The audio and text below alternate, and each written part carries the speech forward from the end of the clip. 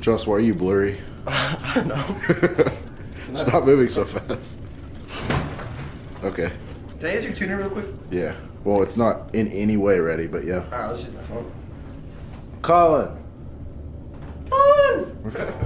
It was just tickle. Hey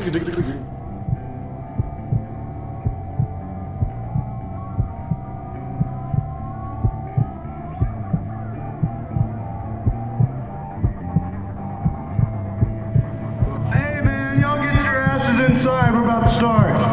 We're Kill Command and we're from fucking Mississippi. What the fuck's that? No matter what happens after the band, we'll always have this. Well, back my freshman year of high school, the first semester I kind of got to sit with my buddies. We all had the same lunch period. You know, the next semester they switched me up and I had no one to sit with. There's all these older kids. And he kind of showed up one day, and I was messing around on my phone, like just making stuff in GarageBand. He would pull up his phone and pull up GarageBand, and he would play Ozzy Osbourne's Crazy Trailer just with his fingers on the phone. I thought that was nuts, and he would program the drums with his fingers, and super cool. And so I started writing music, and eventually I needed somebody to, you know, do the stuff with me, because, you know, I can't play the rhythm and solo and sing and play the drums at the same time. So the first person I thought about was that kid who was playing Crazy Train on his iPhone with two fingers and recording it. So I called him up. I was just not in a good place mentally, and he kind of just like sat down with me right there in the kitchen actually, and was like, "Look, Nick, it's gonna be okay. You got this." And here now, so yeah. I know Kill Command played the Hernando High School talent show. It was either me or Colin. One of us like found the form for it, like hang up on a wall or something, and one of us picked it up and sent like a picture to the group chat, and I was like, "Guys, we should totally do this. It'd be so funny." Like, we didn't really think that anything would like come from it, because you know, you have this heavy metal band playing a high school talent show in Mississippi, and so we went and played it, and everybody loved us. It was probably the best decision we made at the time.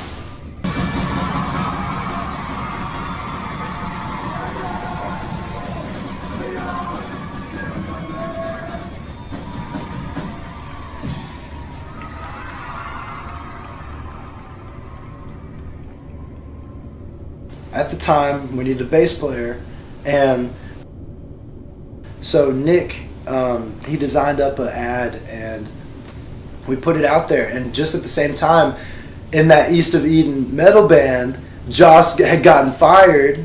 And he showed up one day in his little white Mustang, curly afro hair, big old bass, and I was like, I've got a good feeling about this kid. That is literally a daisy chain. That is what it's called. It's really quiet going up in Mississippi. There wasn't really like a lot for somebody like me to do, because I mean, I'm pretty sure the number one thing to do in Hernando, at least, is to go hang out at the Walmart, which is a really weird thing to do in my opinion. But I'd say all in all, like, it isn't terrible. It's just really weird, you know, because I don't really fit in with it. I don't have a pick. Imagine not carrying a pick on you at all times. I usually do. I'm not Exactly. carrying a That's pick. something that's cool about this place is whether you're just starting out or you need like new gear and you've been playing for years, there's always something for you here. This is actually where I got my first distortion pedal right there. I remember Danny's a great guy. I got my first pedal here, my first guitar pedal, and if you want to use a guitar pedal, you kind of need one of these.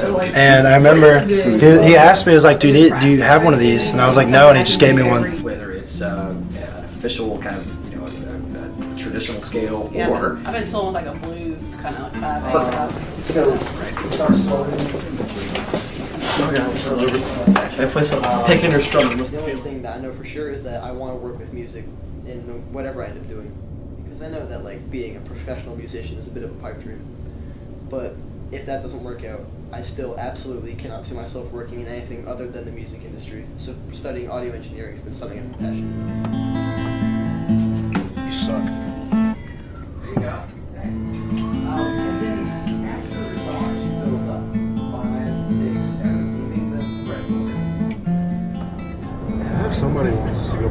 Chicago. Chicago. What? For And real? New York. And freaking... How have you not told us about this?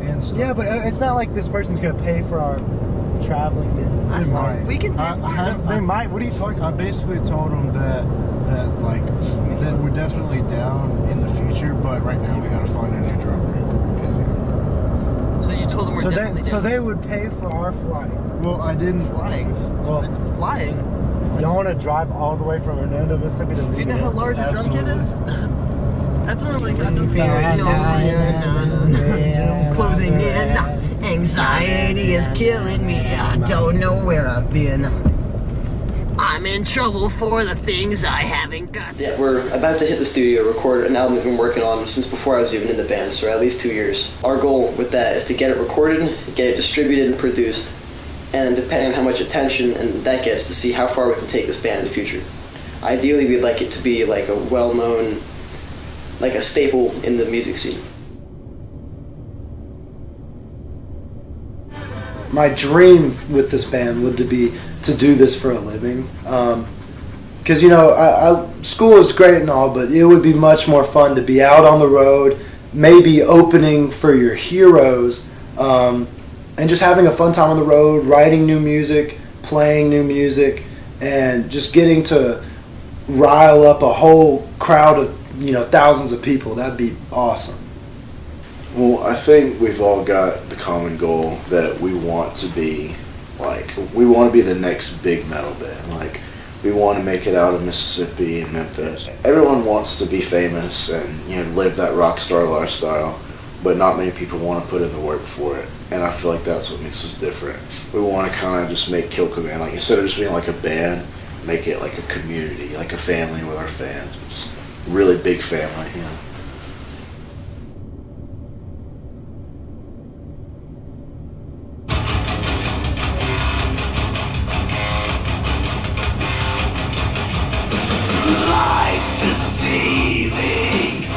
Right now we're at Uproar Studios in Bartlett, Memphis, recording our debut album, Hostile Takeover, that's the name. It's pretty easy to see that something's going wrong. You can turn on any news channel and the first thing that's going to come on is oh, this horrible thing's happening and people are ignoring it.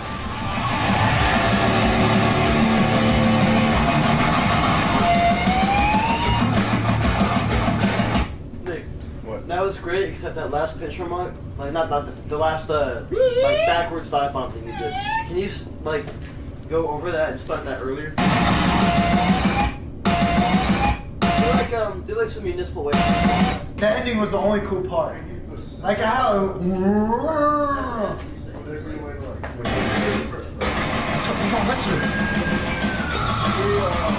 Can I redo the first part of the mission? I think I could do that better.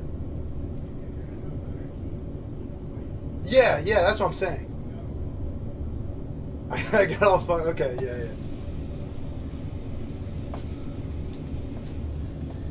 All the false prophets who wave a negative finger. No, I wasn't it. It wasn't funky enough. And sometimes when I do a bad take, I'll get over here and I'll get really sad like this, and I'll lean over it and cry. That actually happened Tuesday, recording the slow song vocals. And in there, I can see. Wow.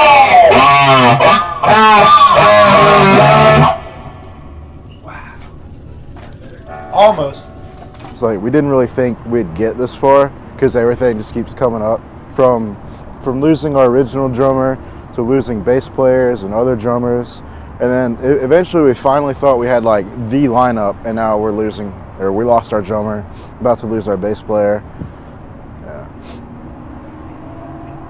Did Josh not say that? Yeah.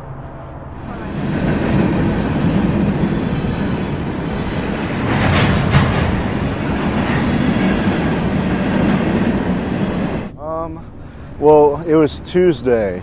It was in one of those two parking lots right there. We were talking to Ryan, our producer, in there, and he ended up leaving, and then Josh turned around with this deep look on his face and was like, "Guys, I need to have a talk with you."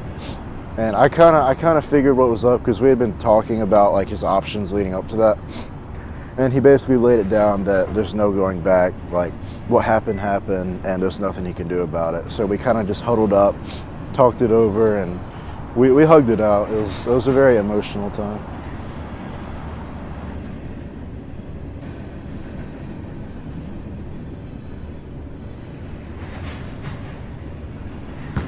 I gotta make one. Hell. Nope. Wait, Bethany, you know what we should totally do? What? A compilation of us missing. That would actually be really That would cool. be really funny. So, in like comedy movies, there'll be someone shooting a basketball, right? And they'll just be somewhere, just like shoot it, and then it'll cut to a clip of the ball just going. Dude, you get the idea. Like it goes in every time, and it's the same clip. Like it's never different. So it could be like, and then it cuts to a clip of it just being like. Perfect. All right, so now, earlier when me and Nick were fighting to the death in basketball, just would cut to that every time. Like you'll see the shot, you see it? Oh, what? Even roll back to me, man. Oh! Okay, all right, I'm making this. What? 3-pointer shot. Take it out of the band. Nope. Whoa, what? No way.